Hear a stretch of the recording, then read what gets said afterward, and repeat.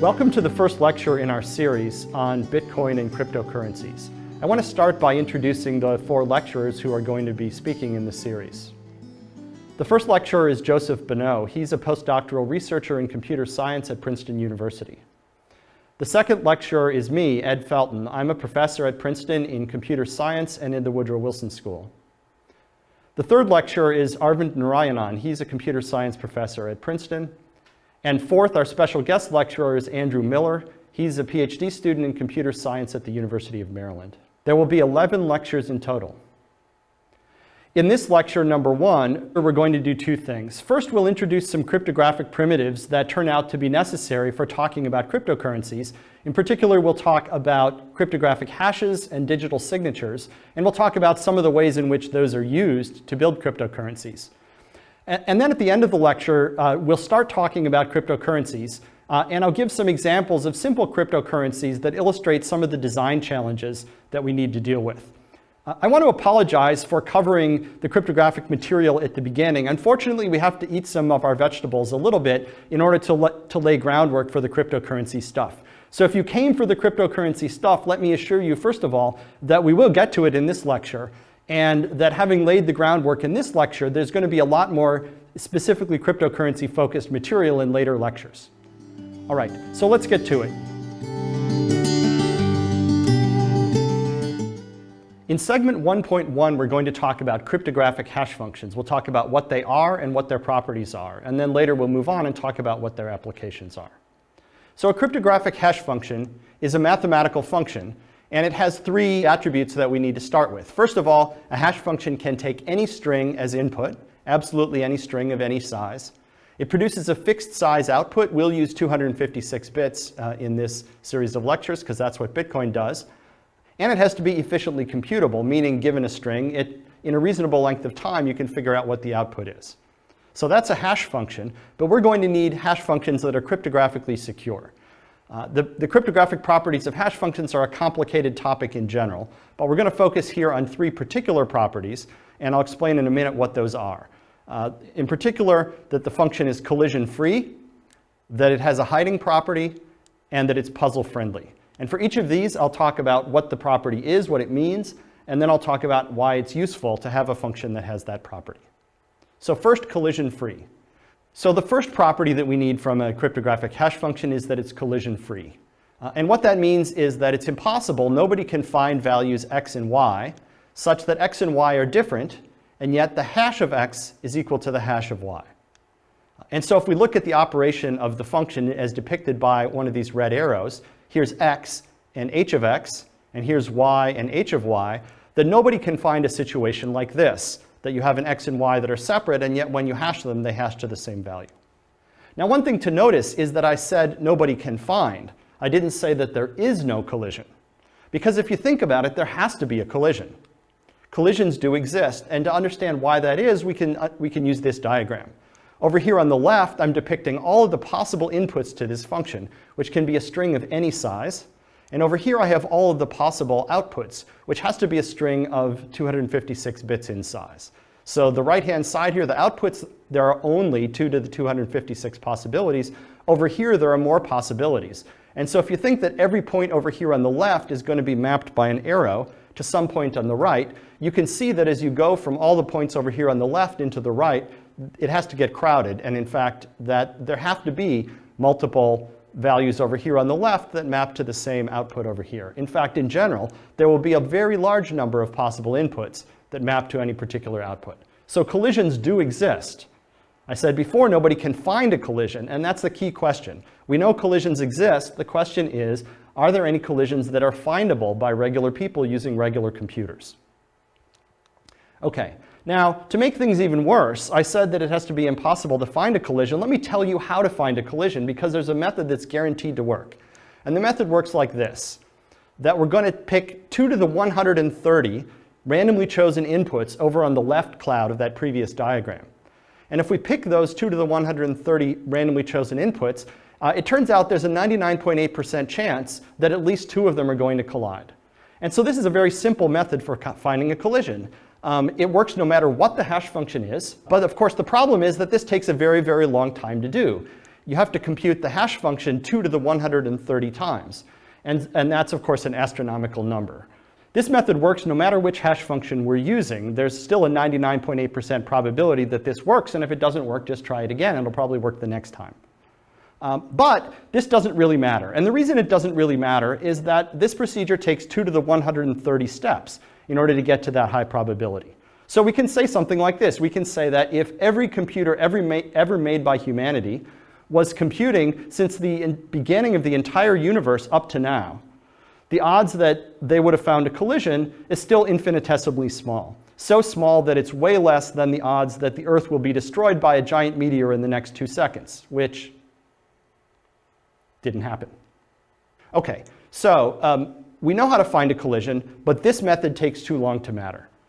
The question is there some other method that could be used on a particular hash function in order to find a collision? And that's the question that is harder to answer. Is there a faster way to find collisions? Well, for some possible values of hash functions, of course there are. For example, if our hash function were to simply take the input modulo 2 to the 256, that is, it just selected the last 256 bits of the input, then we would know an easy way to find a collision. One collision would be the values 3 and 3 plus 2 to the 256. So for some possible values of the hash function, it's very easy to find a collision. For others, we don't know. Now, one thing I need to note is that there's no hash function in existence which has been proven to be collision-free. There are just some that people have tried really, really hard to find collisions and haven't succeeded. And so we choose to believe that those are collision-free. Okay. Now, what good does collision freedom do us? If we can assume that we have a hash function that is collision-free, then we can use that hash function as a message digest. And what I mean by that is the following, that if we know that x and y have the same hash, then it's safe to assume that x and y are different. Because if someone knew an x and y that were different that had the same hash, of course that would be a collision. Since there's not a collision that we know of, then knowing the hashes are the same, we can assume that the values are the same. And this lets us use the hash as a kind of message digest.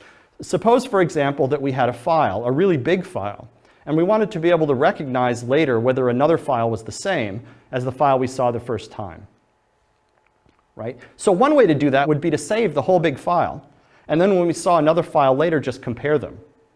But because we have hashes that we believe are collision-free, it's more efficient to just remember the hash of the original file. Then if someone shows us a new file and claims that it's the same, we can compute the hash of that new file and compare the hashes. If the hashes are the same, then we conclude that the files must have been the same.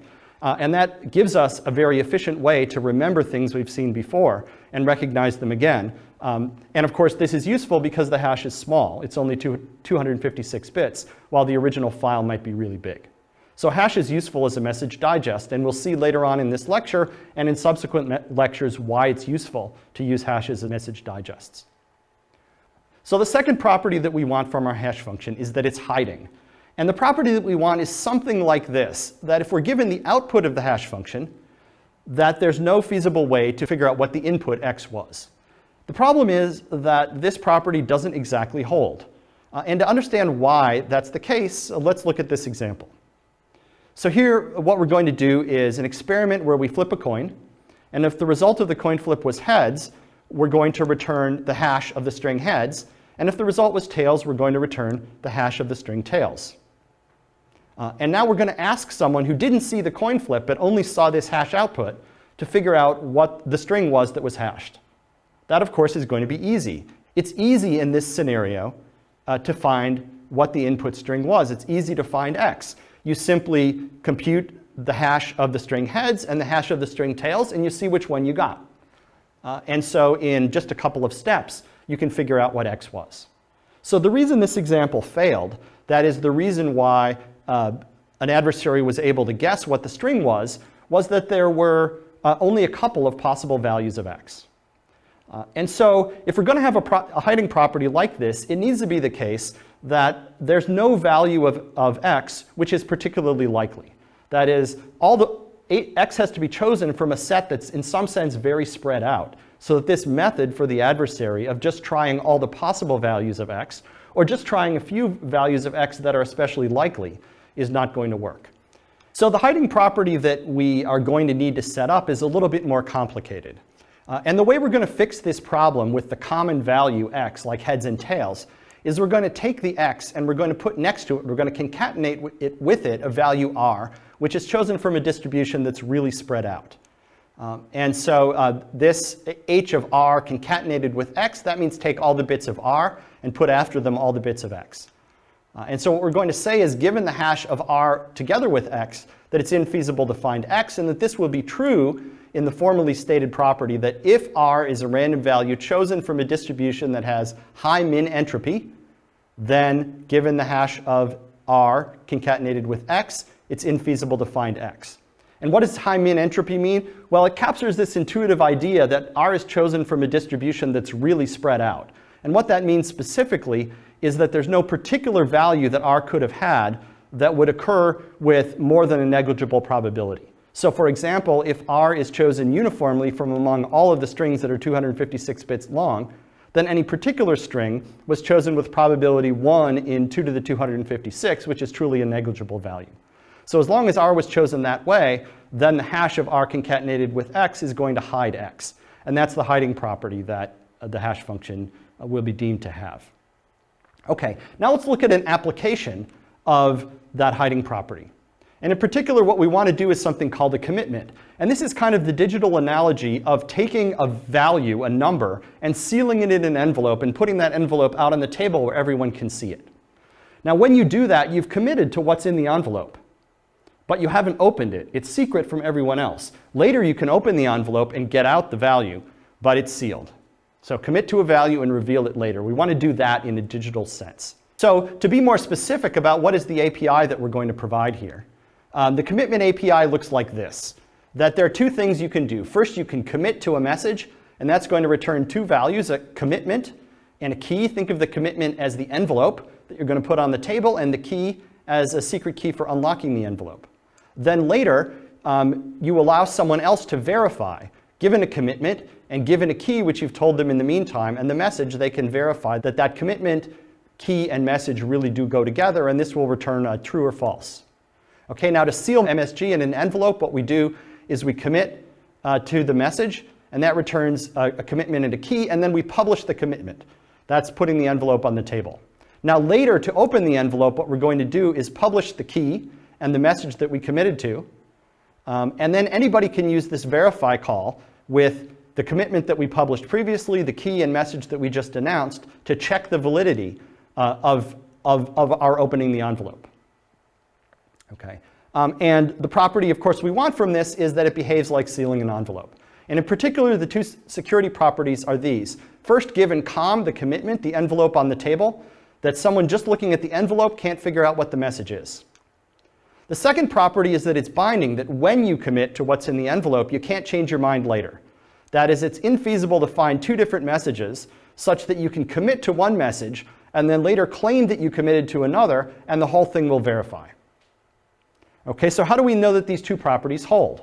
Well, first we need to talk about how we're going to actually implement commitments. And the way we're going to implement commitments is like this.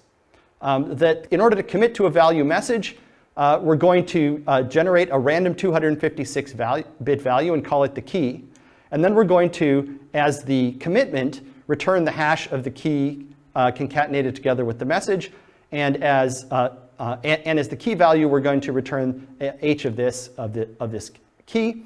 And then later, to verify, someone is going to compute this same hash of the key they were given, concatenated with the message, and they're going to check whether that's equal to the commitment that they saw. Okay, so this is a way of using hash functions both in the commitment and in the verification. So now the security properties, if we go down to the security properties that were at the bottom of the previous slide, and we just plug in the definitions of how we're going to implement this here, that is, this used to say COM, given COM, infeasible to find message, we just plug in what COM is. COM is the hash of key concatenated with message. And similarly down here, this is what happens when we take what was written there before and plug in the definition of verify in COM. Okay, so now what these properties become, the first one is given h of key concatenated with message, it's infeasible to find message. Well, it turns out that that's exactly the hiding property that we talked about before. key was chosen as a random 256-bit value, and therefore the hiding property says that if we take the message and we put before it something that was chosen from a very spread out distribution, like I said, a random 256-bit value, then it's infeasible to find the message. So this is exactly the hiding property. And this one down here turns out to be exactly the collision-free property. So that if someone can find two messages which have the same hash like this, well, then they have an input value here and an input value there that are different, and yet those have the same hash. And so because of the two security properties we've talked about for hashes so far, this commitment scheme will work in the sense that it will have the necessary security properties. Okay, so that's the second security property of hashes, that they're hiding, and the application of that is commitments. The third security property we're going to need is that they're puzzle friendly. And this is, again, a little bit more complicated, but let me just go through it a bit by bit.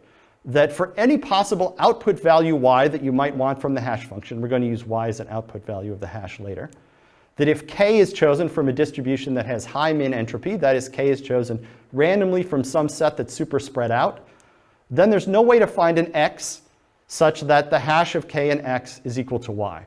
So what this means is basically that if someone wants to target the hash function, if they want it to come out to some particular output value y, that if there's part of the input that is chosen in a suitably randomized way, that it's very difficult to find another value that hits exactly that target.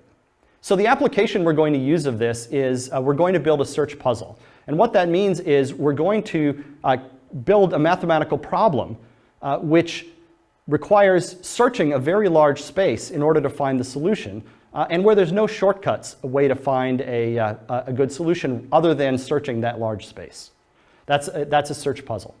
To be more specific, the idea is that if we're given a puzzle ID, which is chosen from some high min entropy distribution, that is some very spread out probability distribution, and we're given a target set y, which someone wants to make the hash function fall into, then we want to try to find a solution x, so that if we hash the puzzle ID together with the solution x, we get a result that's in the set y.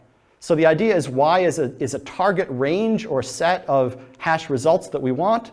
ID specifies a particular puzzle, and x is a solution to the puzzle.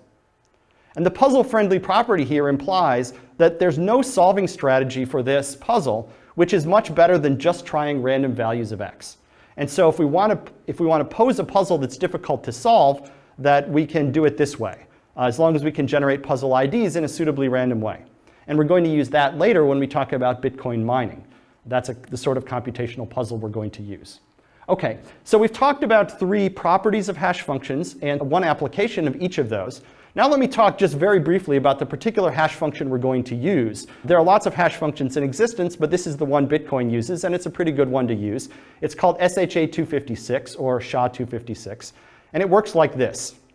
Basically, it takes the message that you're hashing, and it breaks it up into blocks that are 512 bits in size. The message isn't going to be, in general, necessarily exactly a multiple of the block size, so we're going to add some padding at the end. And the padding is going to consist of, at the end of the padding, a 64-bit length field, which is the length of the message in bits. And then before that, it's going to consist of a 1-bit, followed by some number of 0 bits. And you choose the number of 0 bits so that this comes out exactly to the end of a block. So once you've padded the message so that its length is exactly a multiple of the 512-bit block size, you then chop it up into blocks, and you then execute this computation. You start with a 256-bit value called the IV. That's just a number that you look up in a standards document. And then you take the IV and the first block of the message. You take those 768 total bits, and you run them through this special function C, the compression function, and out comes 256 bits. You now take that with the next 512 bits of the message, run it through C again, and you keep going. Each iteration of C crunches in another 512-bit block of the message and mixes it in sort of logically to the result. And when you get to the very end, you have consumed all of the blocks of the message plus the padding. The result is the hash. That's a 256-bit value. And it's easy to show that if this function C, this compression function, is collision-free, then this entire hash function will also be collision-free. The other properties are a little bit more complicated, so I won't talk about them here. Okay, so we've talked about hash functions. We've talked about what hash functions do. We've talked about 3 properties of hash functions and applications of those properties, and the specific hash function that we use in Bitcoin. In the next lecture segment, we'll talk about ways of using hash functions to build more complicated data structures that are used in distributed systems like Bitcoin.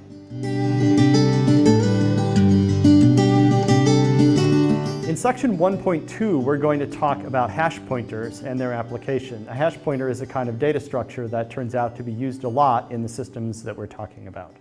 And a hash pointer is basically a simple thing that we're going to take a pointer to where some information is stored, and we're going to, together with that pointer, store a cryptographic hash of the information. So whereas a regular pointer gives you a way to retrieve the information, a hash pointer is going to let us ask to get the information back. And it's also going to let us verify that the information hasn't changed. So a hash pointer tells us where something is and what its value was. Okay, and we're going to draw a hash pointer in diagrams like this. That we're going to have h of, and then an arrow that points to something. So anything drawn like this, think of it as being a hash pointer to this thing. It's a pointer to where it's stored, and it's also the hash of the value that this data had when we last saw it. And we can take hash pointers and we can use them to build all kinds of data structures. So a key idea here, take any data structure, a linked list, a binary search tree, or something like that, and implement it with hash pointers instead of pointers as we normally would. For example, here's a linked list that we've built with hash pointers. And this is a data structure that we're going to call a blockchain. So just like a regular linked list where you have a series of blocks, and each block has data, as well as a pointer to the previous block in the list, here the previous block pointer will be replaced with a hash pointer. So it says where it is and what the value of this entire previous block was. And we're going to remember the head of the list like this, just as a regular hash pointer. Okay. And a use case for this, for a blockchain like this, is a tamper-evident log. That is, if we want to build a log data structure that stores a bunch of data so that we can add data onto the end of the log, but if somebody goes later and messes with data that is earlier in the log, we're going to detect it. That's what the tamper evidence means. So to understand why a blockchain gives us this tamper evident property, let's ask what happens if an adversary wants to go back and tamper with data later that's in the middle of the chain. Okay, so let's assume that an adversary wants to tamper with this block down here. He wants to change the data here, and he wants to do it in such a way that we, the holders of the hash pointer at the head here, won't be able to detect it. All right, so the adversary changed the contents of this block, and therefore the hash here, which is a hash of this entire block, is not going to match up. Because the hash function is collision-free, it must be the case that the hash of this block is now different. And so we could detect the inconsistency between this data and the hash pointer that we remembered before. Or we could do that unless the adversary also tampers with the hash pointer. If he tampers with this hash pointer, then he makes these two match up. But now he's changed the content of this block. And what that means is that when we come back later and hash the contents of this block, it's not going to match the hash that we remembered before because the contents of the block has changed. And so we're going to detect the inconsistency between the contents of this block and this hash, unless the adversary also tampers with the block over here on the right. But now when he does that, the hash of this block is not going to match the hash that we remembered up here and the hash that we're holding on to. And this the adversary can't tamper with because this is the value that we remembered as being the head of the list. And so the upshot of this is that if the adversary wants to tamper with data anywhere in this entire chain, in order to keep the story consistent, he's going to have to tamper with hash pointers all the way back to the beginning, and he's ultimately going to run into a roadblock because he won't be able to tamper with the head of the list. And so what this means is that just by remembering this hash pointer, we've essentially remembered a kind of hash, a tamper-evident hash of the entire list all the way back to the beginning. And so we can build a blockchain like this containing as many blocks as we want, going back to some special block at the beginning of the list, which we might call the genesis block. And that's a tamper-evident log built out of a blockchain. Now, another useful data structure that we can build using hash pointers is a binary tree. We can build a binary tree with hash pointers, and this is called, in the jargon, a Merkle tree, after Ralph Merkle, who invented it. And the idea is this. Suppose we have a bunch of data blocks, which we'll draw across the bottom down here. we're going to take pairs, consecutive pairs of these data blocks, and for these two data blocks, we're going to build a data structure here that has two hash pointers, one to each of these blocks. And similarly all the way across. We'll then go another level up, and this block here will contain a hash pointer of these two children down here, and so on all the way back up to the root of the tree. And then just like before, we're going to remember just the hash pointer up here at the head of the tree. And we can then, if we want, traverse down through the hash pointers to any point in the list, and we can make sure that the data hasn't been tampered with. Because just like I showed you with the blockchain, if an adversary tampers with some block down here at the bottom with the data, that will cause the hash pointer that's one level up to not match, so he'll have to tamper with that, and therefore he'll have to tamper with the hash pointer one level up from there, and therefore he'll have to tamper with the hash pointer one level up from there, and eventually he'll get up to the top where he won't be able to tamper with the hash pointer that we've remembered. So again, any attempt to tamper with any piece of data across the bottom will be insured against by just remembering the hash pointer at the top. Now another nice feature about Merkle trees is that unlike the blockchain that we built before, that if someone wants to prove to us that a particular data block is a member of this Merkle tree, all they need to show us is this amount of data. So if we remember just the root, and someone wants to convince us that this block is in the Merkle tree, they need to show us this block, and we can verify that the hash matches up. And then they need to show us this block, and we can verify that the hash of this matches that.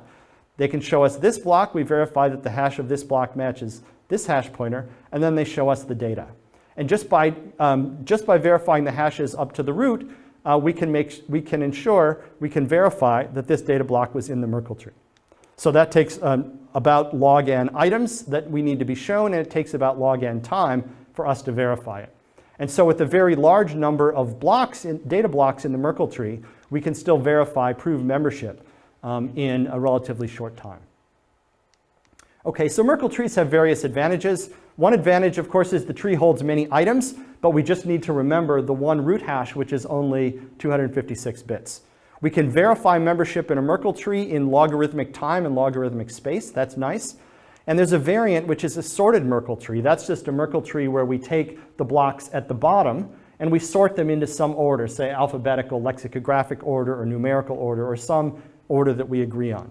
Now, having done that, once we've sorted the Merkle tree, now it's possible to verify non-membership in a Merkle tree. That is, we can prove that a particular block is not in the Merkle tree. And the way we do that is simply by showing a path to the item that's just before where that item would be and just after where it would be. And then we can say, look, both of these items are in the Merkle tree, they're consecutive, and therefore there's no space in between them. There's nothing in between them, and so the thing that we're trying to prove non-membership of can't be there. All right, so a Merkle tree is a binary search tree built with hash pointers. We can do logarithmic time membership proofs, non-membership proofs if we sort the tree, and it's very efficient. More generally, it turns out that we can use hash pointers in any pointer-based data structure, as long as the data structure doesn't have cycles.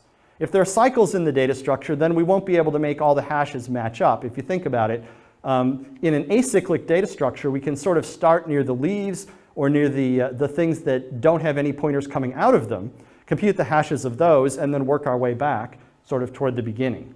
But in a structure with cycles, there's no end that we can start with and compute back from.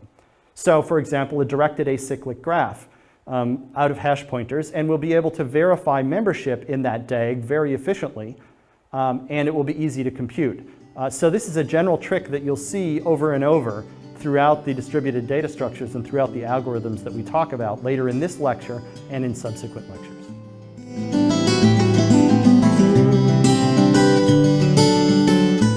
In segment 1.3, we're going to talk about digital signatures. This is the second cryptographic primitive along with hash functions that we need as building blocks for the cryptocurrency discussion later on. So a digital signature is supposed to be just like a signature on paper, only in digital form. And what that means is this. What we want from signatures is two things. First, that just like an idealized paper signature, only you can make your signature, but anyone who sees your signature can verify that it's valid. And then the second thing you want is that the signature is tied to a particular document. so that somebody can't take your signature and snip it off one document and glue it onto the bottom of another one. Because the signature is not just a signature, it signifies your agreement or endorsement of a particular document. Okay, so the question is, how can we build this in a digital form using cryptography? So let's get into the nuts and bolts. Here's an API for digital signatures. There are three operations that we need to be able to do. The first one is we need, in the beginning, to be able to generate keys.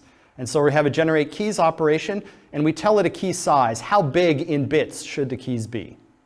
And this produces two keys, SK and PK. SK will be a secret signing key. This is information you keep secret that you use for making your signature.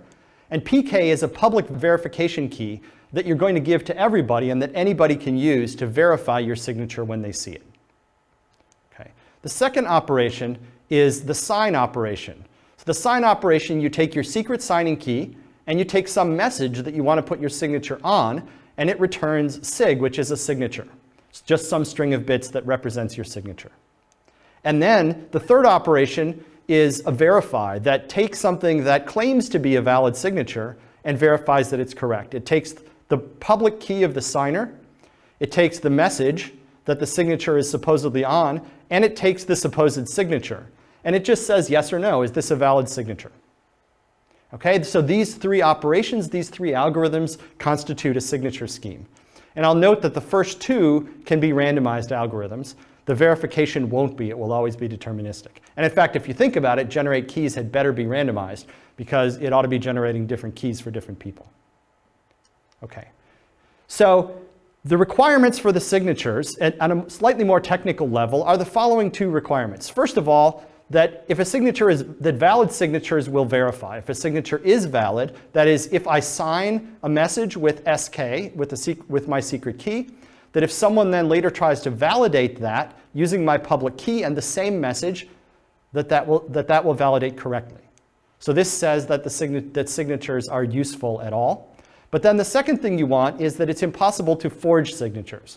That is, an adversary who knows your public key, who knows your verification key, and gets to see signatures on some other messages, can't forge your signature on some message that he wants to forge it on.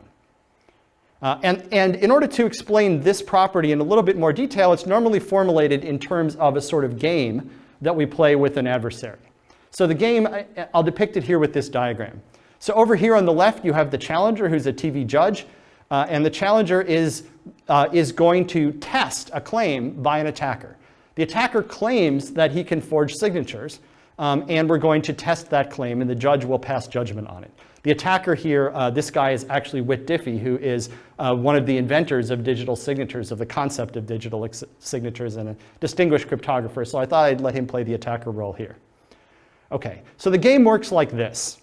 The first thing we do is we use generate keys to generate a secret key, a secret signing key, and a public verification key that match up. Now we give the secret key to the challenger, to the judge, and we give the public key to both parties, both to the challenger and to the attacker. So the attacker only knows information that's public. He only knows the public key. And his mission is going to be to try to forge a message. The challenger knows the secret key, so he can make signatures. Right? Now, if you think about a real-life application, and a real-life attacker would be able to see valid signatures from their would-be victim on a number of different documents. And maybe the attacker could even manipulate the victim into signing innocuous-looking documents, if that's useful to the attacker. So in our game, we're going to allow the attacker to get signatures on some documents of his choice. And we see that in the diagram like this. The attacker is going to send over a message M0 to the challenger, and the challenger is going to sign that message and send a signature back. The attacker can look at that, scratch his head a little bit, and send over another message, M1. The challenger will sign that. And we do that for as long as the attacker wants. The attacker can send over any sequence of messages he wants and get signatures on them. Once the attacker is satisfied that he's seen enough signatures, and we're going to let him see only a plausible number, then he's going to pick some message M that he wants to forge a signature on, and he's going to try to forge a signature. And of course, there's a rule that says that this M, this message that he's trying to forge a signature on, isn't one of the messages that he's already seen. because it would be really easy for him to send over a valid signature on M0. I mean, we sent him a valid signature on M0 earlier. So he's going to pick some other message that he hasn't seen a signature for already, and he's going to send over what he claims is a signature on that message. And then the question is, can he succeed? So the challenger is going to run the verify algorithm, use the public verification key and on that message and the signature that the attacker provided, and is going to check whether it verifies. And if it does verify, if this returns true, then the attacker wins. The attacker has forged a message. And so this game is what we use to define what it means for a digital signature scheme to have the unforgeability property. And if we want to get really precise, what we say is that the attacker's probability of winning this game is negligible, and that that's true no matter what algorithm the attacker is using. In other words, we're going to say that the signature scheme is unforgeable if, no matter what algorithm the attacker is using, the attacker has only a negligible chance of successfully forging a message. And if we have that property together with the much easier property that valid messages verify, then we have a digital signature scheme that is suitable. Okay. Now, there's a bunch of practical things that we need to do to turn that algorithmic idea into a more practically implementable signature mechanism. For example, the algorithms we talk about are randomized, at least some of them will be, and so we need a good source of randomness. And the importance of this really can't be underestimated. Banned randomness will sink you, your algorithm will be insecure. And I'll just point out here that attacks on the source of randomness are a favorite trick of intelligence agencies, and those are the people who know what kinds of attacks are likely to be successful. In practice, there's a limit on the message size that you're able to sign because real schemes are going to operate on bit strings of limited length. The fix to that is simply to use the hash of the message rather than the message itself. That way the message can be really big, but the hash will be only 256 bits. And because hash functions are collision-free, it's safe to use the hash of the message as the input to the digital signature scheme rather than the message. And by the way, a fun trick, which we'll see used later, is that you can sign a hash pointer. And if you sign a hash pointer, then the signature covers or protects the whole structure, not just the hash pointer itself, but everything it points to and everything it points to. For example, if you were to sign the hash pointer that was at the end of a blockchain, the result is that you would effectively be digitally signing the entire contents of that blockchain. That's a useful trick that we'll see used later. Okay, now let's get into the nuts and bolts. Bitcoin uses a particular digital signature scheme that's called ECDSA. That's the elliptic curve digital signature algorithm, and it's a US government standard. And we won't go into all the details of how ECDSA works. It relies on some extremely hairy math. And trust me, you don't want to see all the details of how that works. You can look it up if you're interested. So we'll skip that. One thing I'll note, though, is with ECDSA, good randomness. I said this before, but I'll say it again because it's really essential. Good randomness is especially essential with ECDSA. If you use bad randomness in generating keys or even in signing, you probably leaked your private key. It stands to reason that if you use bad randomness in generating a key, that the key that you generate is maybe not secure. But it's a quirk of ECDSA that even if you use bad randomness just in making a signature using your perfectly good key, that also will leak your private key, and then it's game over. So we need to be especially careful about this in practice. This is a common mistake. So that completes the discussion of digital signatures as a cryptographic primitive. And then in the next segment, we'll move on and talk about some applications of digital signatures that will turn out to be useful in building cryptocurrencies.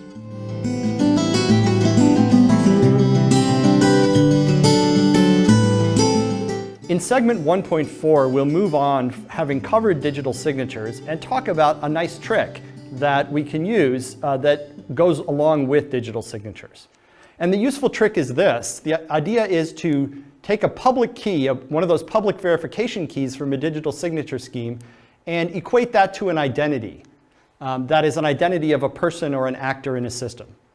So if you see a signature that verifies correctly, that is, if you see a signature such that you can verify with someone's public key that that is a signature on a particular message, then you can think of that as that public key saying the message. You can literally think of a public key as kind of like an actor or a party in a system, and that they can make statements by signing those statements. And so if you think in that mindset, then this public key is like an identity. It's an actor who can do stuff in the system. And if you think about it then, for someone to speak for PK, that is for someone to be able to make statements that will be seen as coming out of PK's mouth, you have to know the matching secret key, SK. And so if you know the secret key that corresponds to the public key, PK, then you can sign messages with that secret key, and what you're doing essentially is making statements on behalf of that public key. And that means that there is an identity in the system which only you can speak for, and of course that's what you want an identity to be, something that one person can speak for or on behalf of that everybody can see. All right, so if we're going to treat public keys as identities, one of the consequences of that is that you can make a new identity whenever you want. If you want to make a new identity, you just do this. You create a new random key pair, SK and PK, by doing the generate keys operation in our digital signature scheme. And we get out SK and PK. PK is then the public name that you can use. That's the name of that identity, what it's called. Although in practice, you'd probably use the hash of PK because public keys are big. But again, that we'll leave that aside as a detail. So PK, or the hash of it, is the public name that you use to talk about the identity. And SK, the secret key, is the information that lets you, the person who generated this identity, speak for the identity. You control the identity because only you know the secret key. And if you generated this in such a way that the public key PK looks random, then nobody needs to know who you are. You can generate a fresh identity that looks random, that looks, that looks like a face in the crowd, that only you can control. This brings us to the idea of decentralized identity management. That rather than having a central place that you have to go in order to register as a user in a system, you don't need to get a username, you don't need to inform someone that you're going to be using a particular name. If you want a new identity, just make one. Anybody can make a new identity at any time, and you can make as many as you want. If you prefer to be known by 5 different names, no problem, just make 5 identities. If you want to be somewhat anonymous for a while, you can make a new identity, use it just for a little while, then throw it away. All of these things are possible with decentralized identity management, and there's no central point of control, so that you don't have to have anyone who's in charge of it. The system operates in an entirely decentralized way. And this is the way Bitcoin, in fact, does identity. These identities are called addresses in Bitcoin jargon. And so you hear the term address used in talking about Bitcoin and cryptocurrencies, but what that really is just a public key or a hash of a public key. It's an identity that someone made up out of thin air as part of this decentralized identity management scheme. Now, the obvious question that arises when you're talking about decentralized identity management and people making up these identities is, how private is this? And the answer is, it's complicated. On the one hand, the addresses that are made up this way are not connected to your real-world identity. You can execute a randomized algorithm. It will make some kind of PK that looks kind of random, and nothing exists initially to connect that to who you are. You can do that in the privacy of your own home. So that's good news if you want to be able to act privately.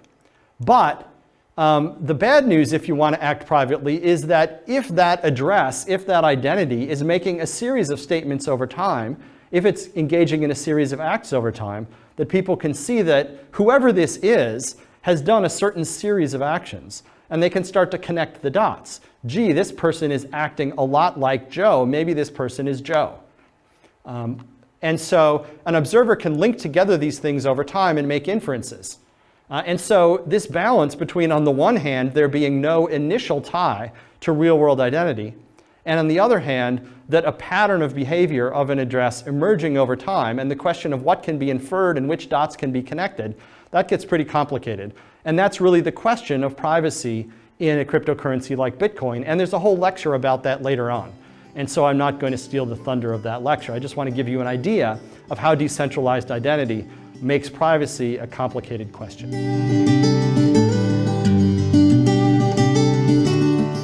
In segment 1.5, we're going to move from talking about cryptography, and we're going to move on to cryptocurrencies. Now, I know that many of you showed up here for the cryptocurrency stuff, and trust me, there will be a lot more cryptocurrency material in future lectures. Unfortunately, we needed to eat some of our cryptographic vegetables in order to have the background to talk about cryptocurrencies. And now you'll see when I start talking about cryptocurrencies how these pieces fit together and why the cryptographic operations like hash functions and digital signatures are actually useful.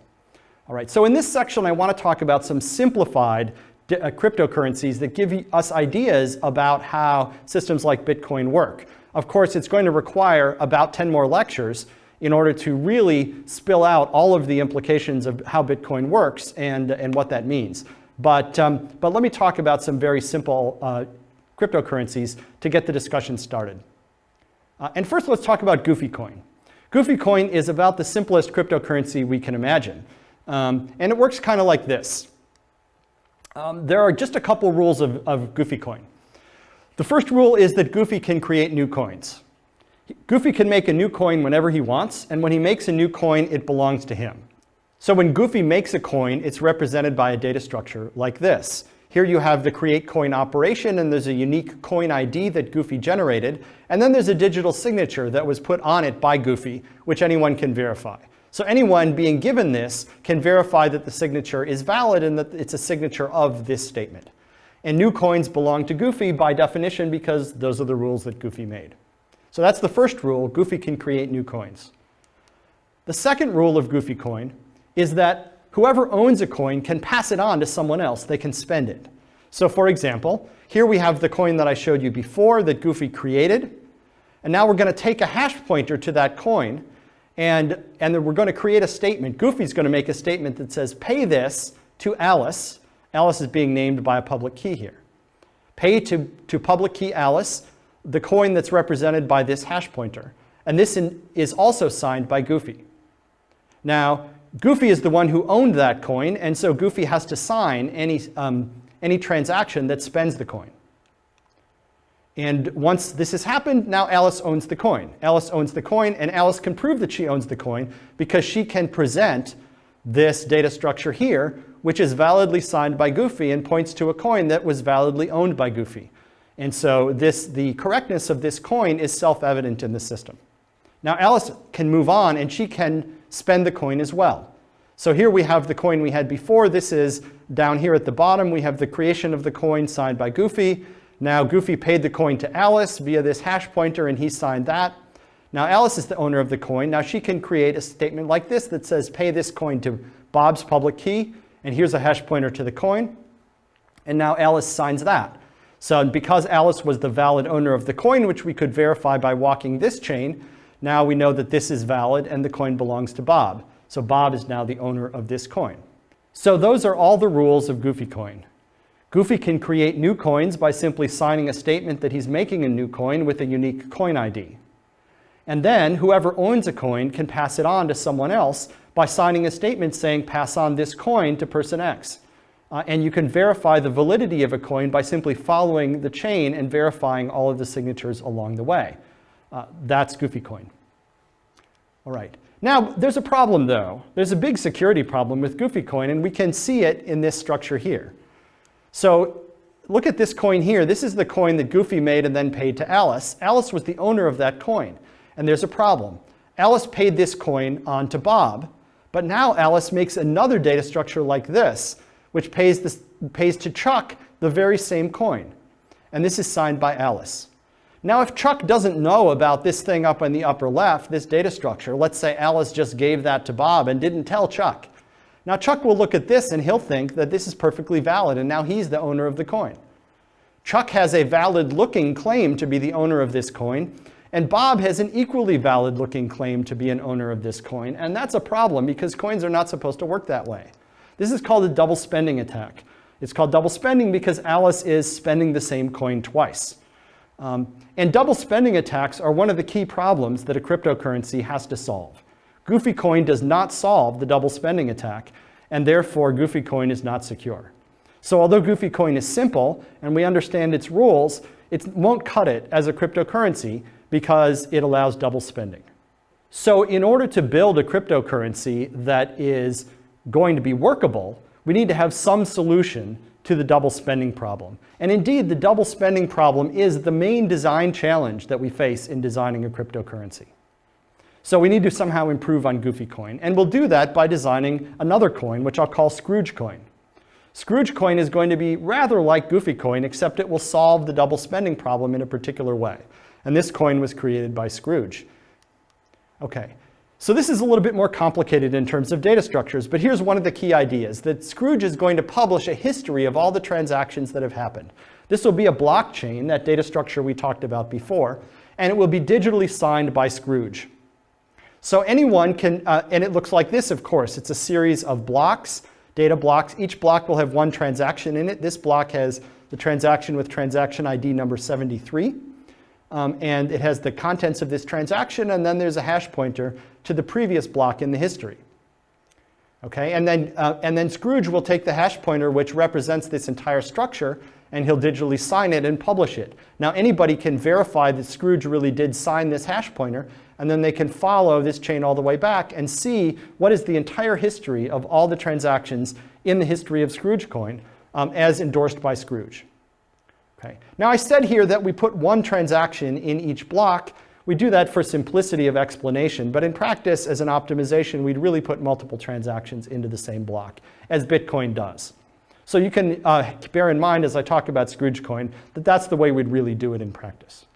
So Scrooge publishes this history. What does the history do? Well, the thing the history does for us is it allows us to detect double spending. Because assume Alice owns a coin, and she's going to pay that coin on to Bob. And she's then later going to try to pay that coin on to Charlie. Charlie's going to notice that something is wrong because Charlie will be able to look into the history and see that Alice already paid that coin to Bob.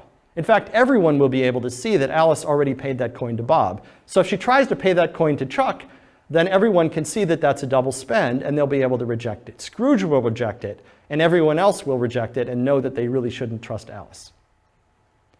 All right. So in Scrooge coin, there are two kinds of transactions. The first kind is a create coins transaction, and what it does is create new coins. That's like the operation Goofy could do in Goofy coin that makes a new coin. But here, we're going to allow multiple coins to be created in one transaction. So here's what a create coins transaction looks like. It has transaction ID number 73, let's say in this case. Its transaction type is create coins, and then down here there's a list of which coins are created. Each coin is going to have a serial number within this transaction, 0, 1, 2, etc. Each coin has a value. It's worth a certain number of Scrooge coins. And each coin has a recipient, which is going to be a public key who gets that coin as it's created. So this transaction type creates a bunch of new coins and assigns them to people as initial owners. Now we're going to have a concept in Scrooge coin of a coin ID. That refers to a particular coin. So this particular coin here is coin ID 73 paren 0 because it was created in transaction 73 and it was number 0 within that transaction. Similarly, we have 73 paren 1, 73 paren 2, and so on. So every coin in Scrooge coin has a coin ID that we can use to refer to it. A create coins transaction is always valid. Why is it valid? Well, because Scrooge said so, and they call it Scrooge coin for a reason. If Scrooge puts this into the history which he signs, then it's valid by definition. We don't need to worry about whether Scrooge is entitled to create coins, just like we didn't need to worry in Goofy coin about whether Goofy is entitled to create coins. The rules of the system, which were created by Scrooge, simply say that if Scrooge wants to make coins, then that's valid. So anything he puts into the history is valid. The second kind of transaction we're going to talk about is a pay coins transaction.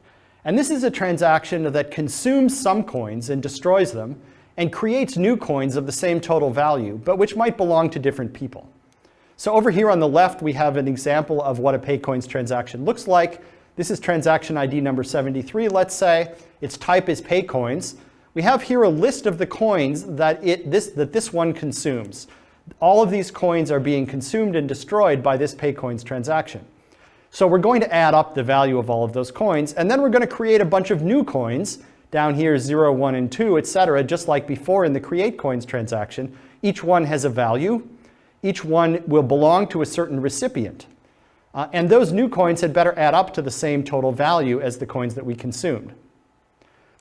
And then at the bottom, we have a set of digital signatures. This transaction has to be signed by everyone who's paying in a coin. So if you're the owner of one of the coins that's going to be consumed in this transaction, then you need to digitally sign the transaction to say that you're really okay with spending this coin. The rules of Scrooge coins say that a pay coins transaction is valid if 4 things are true. First, if the consumed coins are valid, that is, they really were created in previous transactions. Second, that the consumed coins were not already consumed in some previous transaction. That is, that this is not a double spend. Third, that the total value of the coins that come out of this transaction is equal to the total value of the coins that went in. And finally, that the transaction is validly signed by the owners of all of the consumed coins. If all of those things are true, then this pay coins transaction is valid. Scrooge will accept it. He'll write it into the history, into the blockchain, and everyone will see that this transaction has happened. One thing to note about this scheme is that coins are immutable. Coins are never changed, they're never subdivided, they're never combined. All they are is created once in one transaction and then later consumed in some other transaction. But you can get the same effect as being able to subdivide or pay on or combine coins by using transactions. For example, if you want to subdivide a coin, you can just create a new transaction that consumes that one coin and then produces 2 new coins of the same total value. And if you want, you can give those 2 new coins back to yourself. That's a way that you can subdivide a coin that you own. Similarly, you can combine coins or you can pay on a coin, in effect, by just creating a chain of transactions, each of which pass that value on in the form of a new coin to someone else. So although coins are immutable in this system, it has all of the flexibility of a system that didn't have immutable coins. Okay, now we come to the core problem with Scrooge coin. Scrooge coin will work. People can see which coins are valid.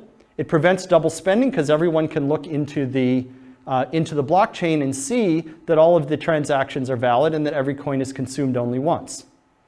But the problem is Scrooge. Scrooge thinks this is fine, right? Scrooge says, don't worry, I'm honest. But the fact is, if Scrooge starts misbehaving, then we're going to have a problem. Or if Scrooge just gets bored of the whole Scrooge coin scheme and stops doing the things that he's supposed to do, then the system won't operate anymore. And so the problem we have here is centralization. That although Scrooge is happy with this system, we as users of it might not be. So the central technical challenge that we need to solve in order to improve on Scrooge coin is, can we de-Scroogify the system? That is, can we get rid of that centralized Scrooge figure? Can we have a cryptocurrency that operates like Scrooge coin in many ways, but doesn't have any central trusted authority? In order to do that, we're going to need to figure out how to provide the services that Scrooge provides, but do it in a decentralized way, in a way in which no particular party is particularly trusted. That means we're going to need to figure out how everyone can agree upon a single published blockchain that is the agreed upon history of which transactions have happened. We need to figure out how people can agree which transactions are valid and which transactions have actually occurred. And we need to figure out how we can assign IDs to things in a decentralized way. If we can solve all of those problems, then we can build a currency that is very much like Bitcoin, which is like Scrooge coin, but without a centralized party. But in order to do that, it's going to take a few more lectures, and we hope you'll stick around and watch them. Thanks.